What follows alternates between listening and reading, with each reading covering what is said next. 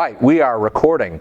By the way, I've recorded a lot of other classes that I've done in the past, embedded systems and robotics.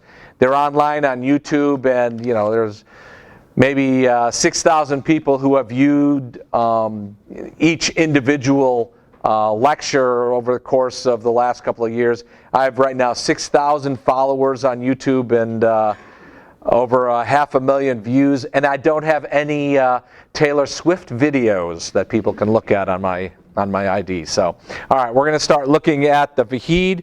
By the way, the homework assignment, which has been given out, you'll notice that there are some questions from the book itself, which means you'd better be able to look at the book. So let's look at logic.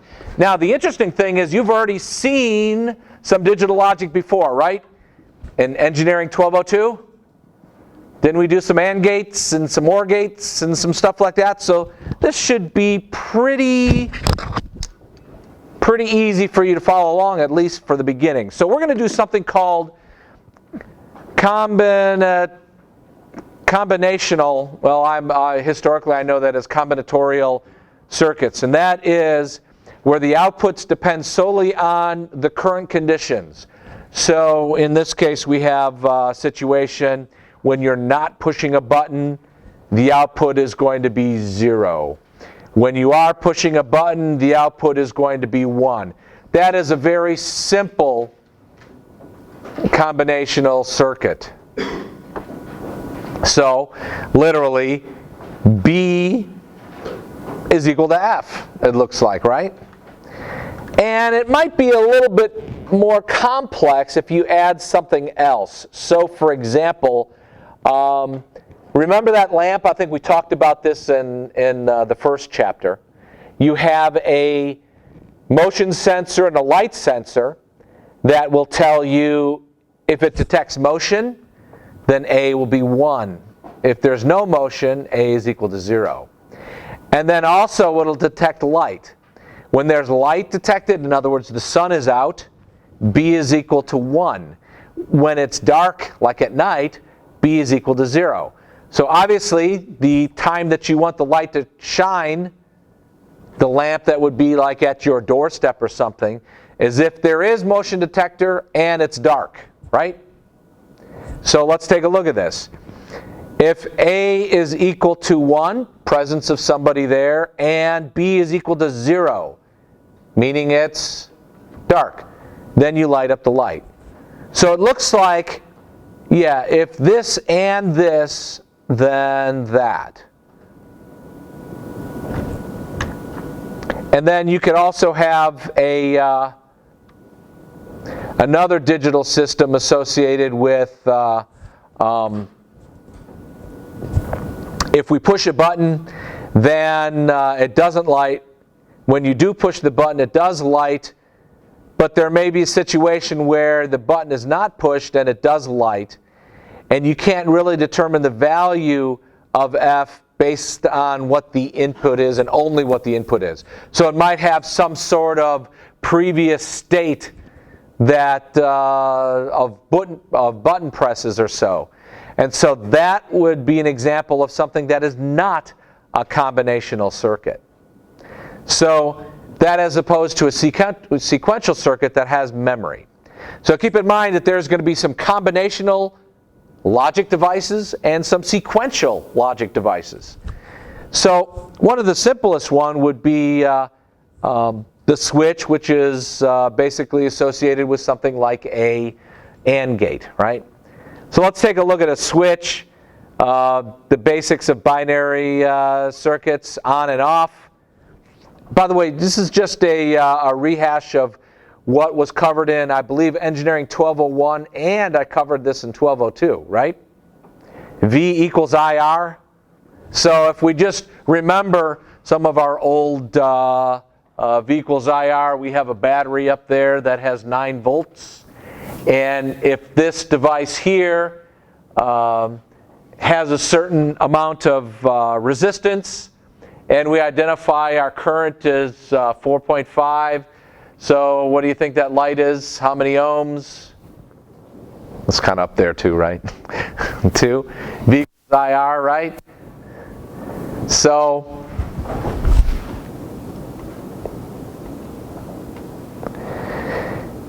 The 9-volt potential is applied across this resistor, in which in case it's a light bulb, an incandescent light bulb. 3.5 amps of current will flow. Is 3.5 amps a lot of current? The answer is yeah, that's a lot of current.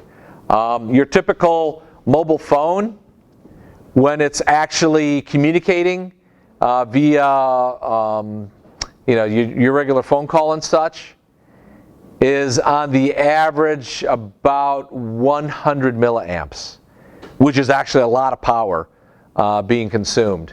And that's why it gets so hot too, right? Because when you have a lot of current, you're actually heating up a lot of the components inside, because the current going through has some resistance, and the resistance is what generates the heat. That's why that incandescent bulb is going to be really, really hot, because there's a lot of resistance in it. Switch is simply 3 parts: source, control, and output. And the reason I bring this up is because this is the basic concept of the electronics that we're going to be using. So in the past, we had something called a relay, which is a switch that was controlled. And in fact, how you control this particular input is what determines if the current goes through or if it does not go through. And in the past we had relays. Then they discovered how to do something a little bit more solid state, and that was with vacuum tubes. Then there was the invention of the discrete transistor. That was done at AT&T Bell Labs. And then the integrated circuits were created to shrink these discrete transistors down even smaller. And now it gets to the point where in the year 2015, our current year, we have billions of transistors on some of our microcontrollers or microprocessors. So at least this is something you should understand about history, and that is there's a gentleman by the name of Gordon Moore, who was one of the co-founders of Intel, and he came up with an observation, is the best way to put it, which then became what we call Moore's Law. And his observation was that every component per IC would double roughly it turns out to be every 18 months.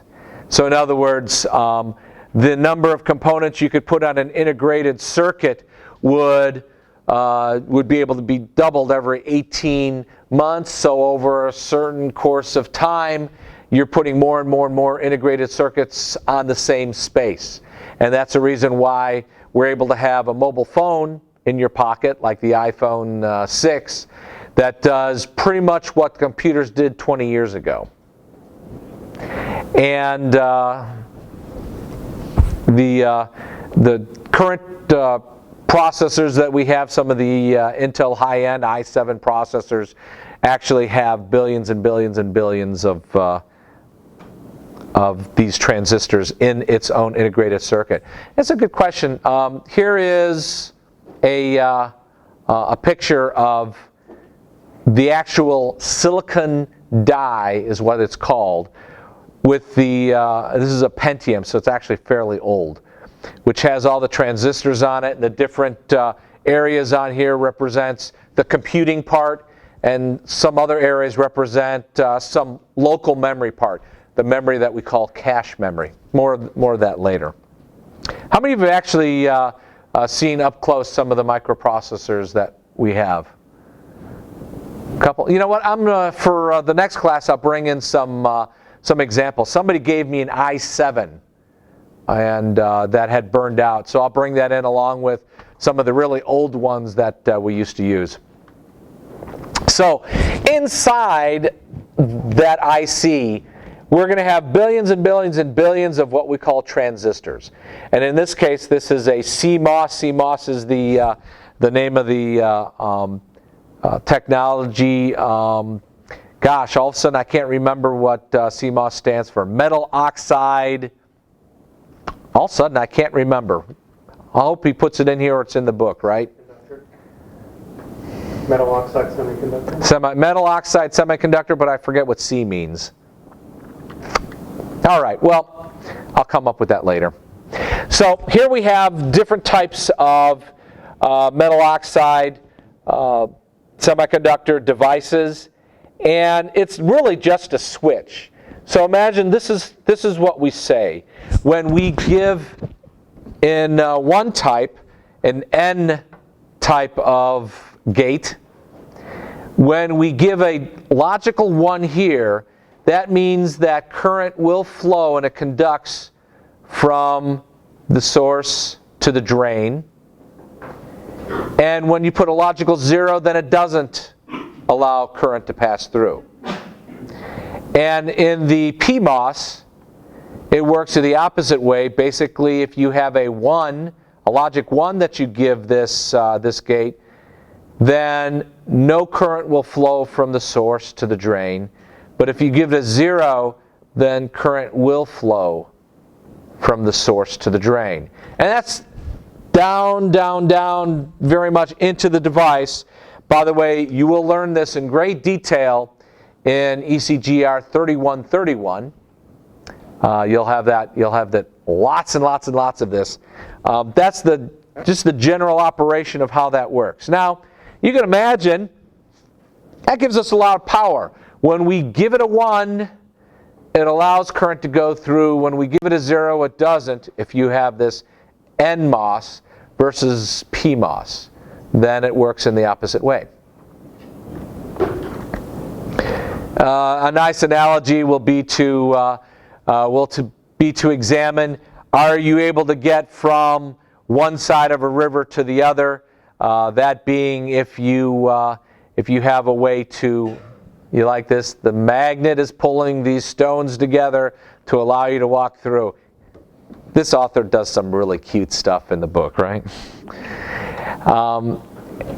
The main thing you need to understand is that we're going to be working with building blocks associated with logic gates, because these transistors, why they're really what's represented inside physically, that's what it looks like.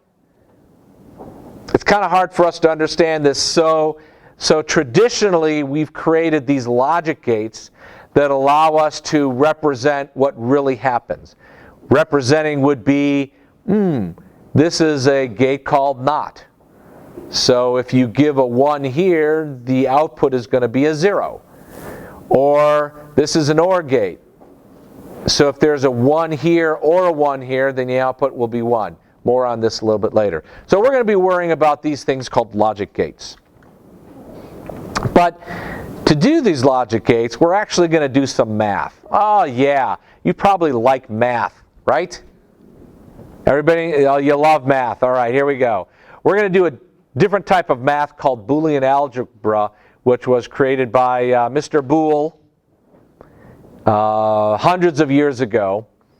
And in Boolean algebra, just like you have in your traditional algebra, x and y as variables, our Boolean algebra is going to work with our different inputs, and our operators that we use in the case of traditional algebra of plus and minus. Our operators are going to be and, ors, and nots. And actually, with an and, or, a not, you can create all the different types of logic that we're going to be using in the future. Different types of logic, meaning there may be a gate called a NAND gate, which is called a not and gate, or a NOR gate, which is a not or gate. And exclusive OR is another one. And then if you get even more complex structures, we're going to look at things called multiplexers, which is another type of digital logic building block that actually takes some of our basic ands, ors, and nots and puts them together. So we'll look at those later.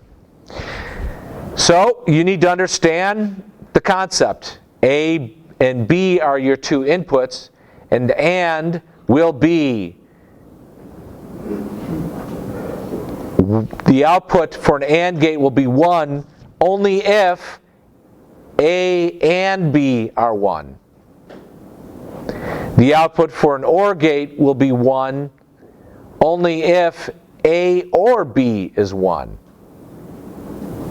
And the output of a NOT gate is 1 only if A is not 1.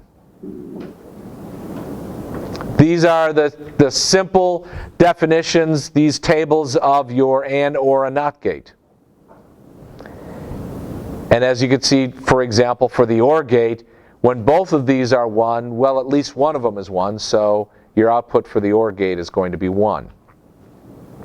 And when I mean output for the gate, I also mean for the Boolean algebra aspect of this too.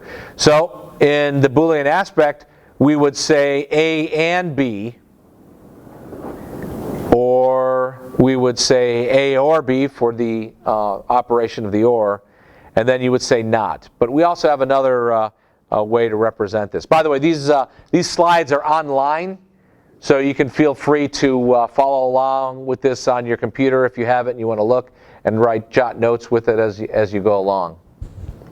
Or some of you actually like to print these out and write on them. That's good as well. All right, so, there he is, George Boole, mid-1980s. I like this, to formalize human thought. So, this is, I'm sure you loved this when you were a kid, these word problems, like, I'll go to lunch if Mary goes, or John goes, and Sally does not go, because apparently I don't like Sally. So, the way you have to represent this is, all right, if F is my going to lunch, apparently this is with people in a group, right? F represents I'm going to be going to lunch. That means that I'll represent M for Mary, J for John, and S for Sally. And the one thing I have to keep in mind is that, yeah, I'll go if Mary or John goes, and at the same time that either Mary or John goes, I want to make sure that Sally does not go. By the way, the problem may be with John or Mary because, Sally may not get along with them either, right? You never know. So our Boolean formula will be M or J and not S. And the nice thing about this is that you can evaluate this as the following. And we're going to be looking at different types of ways to express this formula. So this actually is the same as F, that means I'm going to lunch. I'll go to lunch if Mary is going and Sally is not, or I will go to lunch if John goes and Sally is not going. So there are different aspects in Boolean algebra that allows you to, different laws, or I should say activities, that will allow you to transform this Boolean equation right here into something else, another one right here. So you could prove this by saying that if Sally goes to lunch and S equals to 1, then you will never go. Well, take a look at this. If Sally goes to lunch up here, remember we have an and over here. So Sally is 1, not Sally would make this a 0. So again, with the and, if anything is a 0, then you'll never have the result of that being a 1. So it's obvious that if Sally is 1, you will never go to lunch. And that makes sense, right? Because you said that up front. I will never go to lunch if Sally goes. Man, we must be the mean kids in the college, right? We're talking about not wanting to go with somebody else, all right? So one other thing to take a look at this, let me see if it's on the next page, is maybe we could build a table and kind of identify if we're going to go or not. So here, let's build a table. And this table will be simply representing our formula.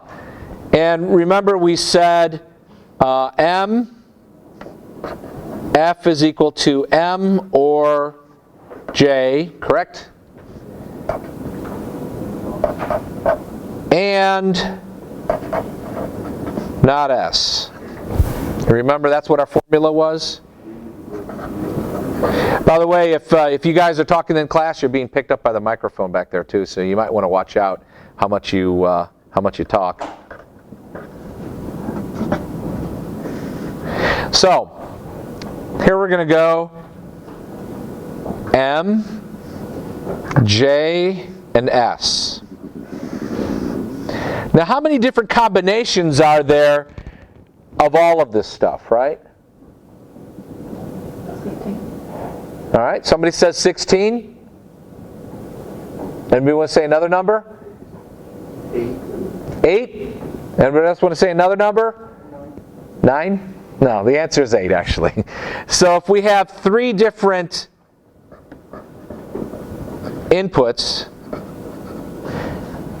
you actually will have 2 to the 3rd possibilities. What about not S? Well, remember, we're looking at S as just an input. The not operation on it, that's a good question. The not operation on that S is literally that, it's an operation. So we only have 3 inputs. We have M, J, and S.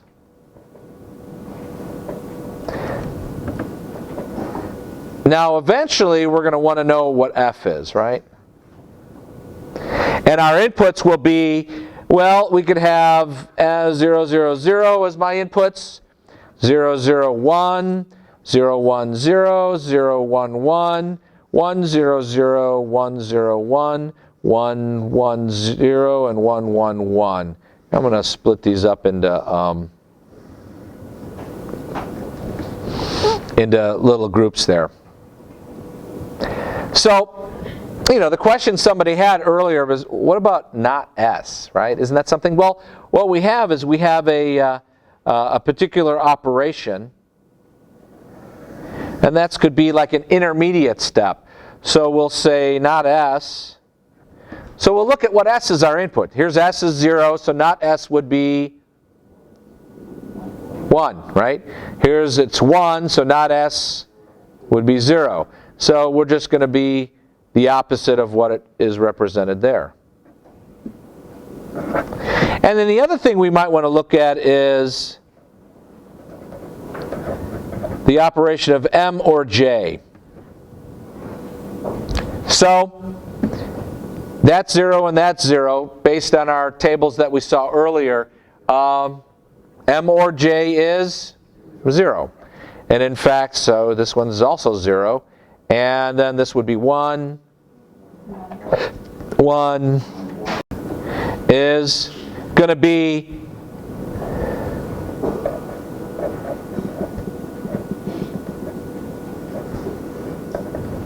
the AND of this column and that column. So in this case, that's 0 and that's 1. We AND those two together, 0. We AND these two together, 0. We AND these two together, 1, right? 1 and 1 is 1. We AND these two together, 0. We AND these two together, 1. And those together, 0. And these together, 1. And these together, 0. Wow, this looks like of all the possibilities, I'm only going to lunch 3 out of 8 times, right? Let's check this just to make sure, right? Now we know if Sally goes, we don't want to go. So let's see, here's an S. 1, we don't go. 1, we don't go. 1, we don't go. 1, we don't go. Yeah, that checks, right? And, you know, if we look at if either are going, well, let's see. Yeah, 2, they're both going, and Sally's not going, so that makes sense we are going. And so this is a truth table.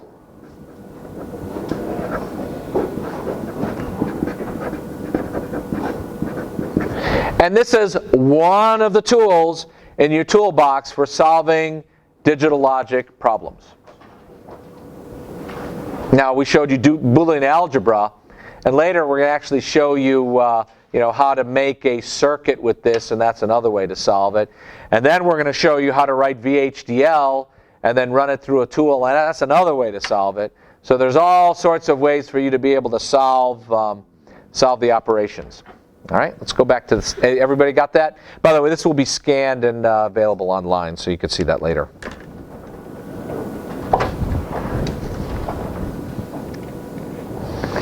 All right, back to Vahid. Yes, sir. Where can you find these PowerPoints? These PowerPoints are on our website. All right. Have you been to the website? Yeah. Okay. I put them out there yesterday afternoon, I believe. And this would be in the heading called Notes. Let's see if I can find that really fast.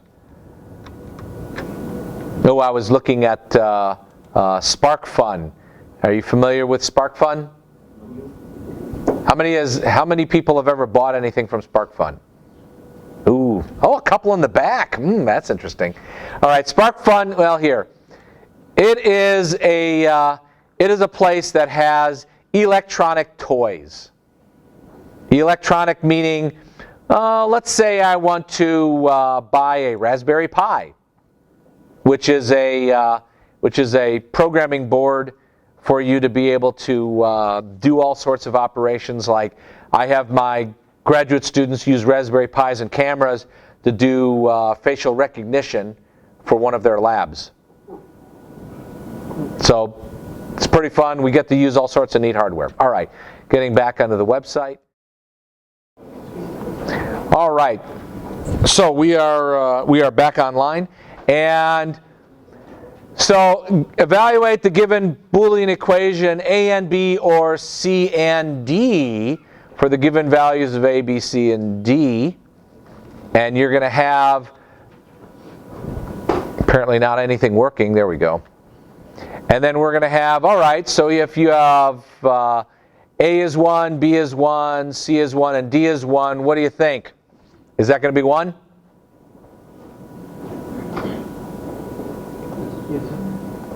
Well, let's see. Is A and B will be the value of 1, correct? So 1 or, doesn't matter what C and D is, it's going to be 1, right? So the answer is yes, 1. All right, number 2. Look at this. Now we're asking for A and B or C and D. So in other words, it looks like both of these have to be 1 or both of these have to be 1. And is that the case here? No. So in that case, it's going to be equal to 0. All right, let's look at the next one. They're all 1s. Do you think our F is going to be equal to 1? Yes. Now, that's kind of tough, right? You're going to do all that stuff. So, how did I show you could do this as well? By doing a truth table, all right? So what I want you to do is to pause right now, and before you pause the tape, I'm going to give the instructions. So what I want you to do is turn to a neighbor and build this truth table. Now here's the question. How many lines is this truth table going to have? 16. Why is that? 4 inputs, 2 to the 4th lines. All right? So let's pause and work on that. All right, we're back, and we have a volunteer who showed me this, and this is a very nice truth table for this. And we'll look at the end, 0001, 0001, 0001, 1111. Hey, I like that one. Is that what you all got? And here's the question is, did you have to do the intermediate A and B, C and D? And at this point, it might be helpful to do it. If I were to ask it on a homework assignment, I would say do it. Because at the very least, then you'll be able to, thank you, sir, then you'll be able to verify that, yeah, you understand what's going on. But, keep in mind, I'm showing you a tool, a truth table. Nobody does these nowadays. Why do they not do it nowadays? because they have electronic design tools called VHDL and schematics and such that actually will do a lot of the solving of this for you. But in the same way that you learn how to do arithmetic as a kid and how to do long division, they still have you do long division, right? Okay. You need to understand the basics or the concepts of how we're doing all of this. So it's just another example. By the way, I think I now have covered pretty much everything you need to be able to do homework assignment number 2.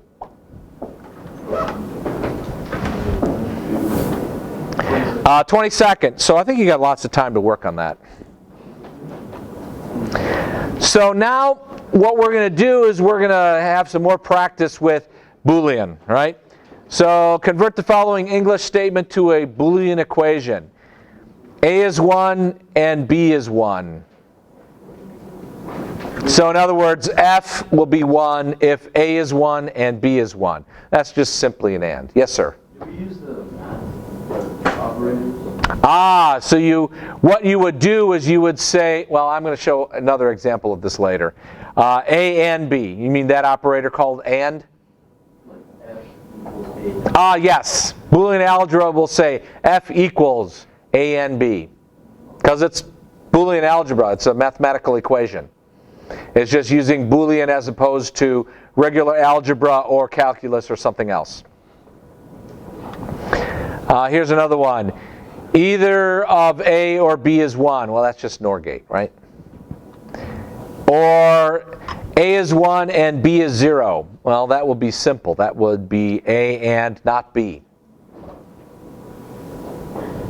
Now notice that we put the parenthesis around B because we want to associate the not with just that B. And by the way, this is like you see here, the operator AND, you need 2 inputs, right? In this, the not needs only 1 input. And in fact, you probably saw this in the one before this. This long equation, A and B was in parenthesis. So that means you do A and B as a separate unit and C and D as a separate unit. And then once you get the result from this and the result from this, then you do the OR operation. And I'm going to show a little bit later that there's an option for precedence as well. It's part of the algebra that I'll go over in a few minutes. And then A is not 0. It's it's a simple not. So it's a negative of a negative. So it's a not of a not. It's just F is equal to A.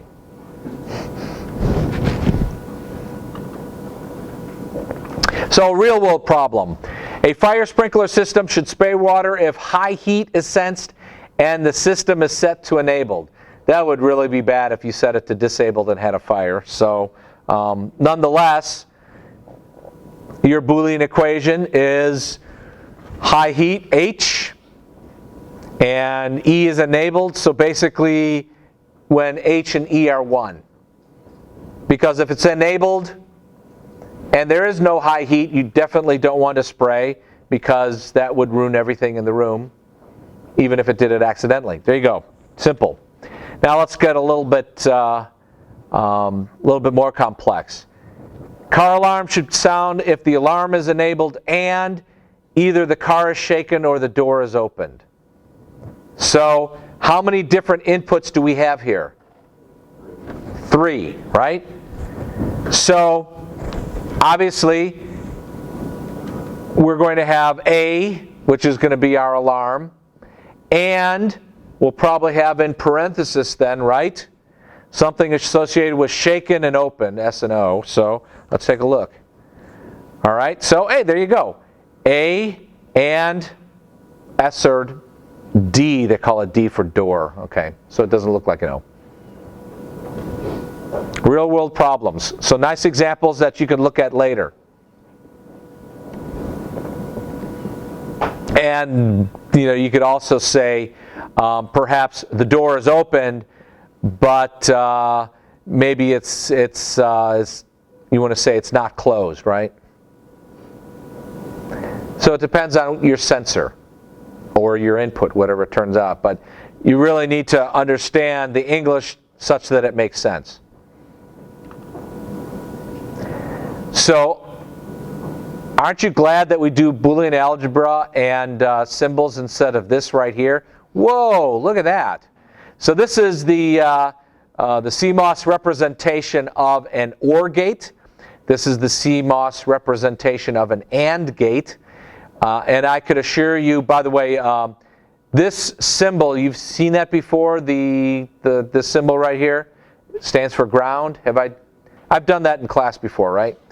And then 1 or VCC is going to be the representation of your positive voltage. And the way we work in digital logic is, let's say if our voltage we're working with electronics is 1.8 volts. That's not that unusual for brand new microcontrollers or microprocessors.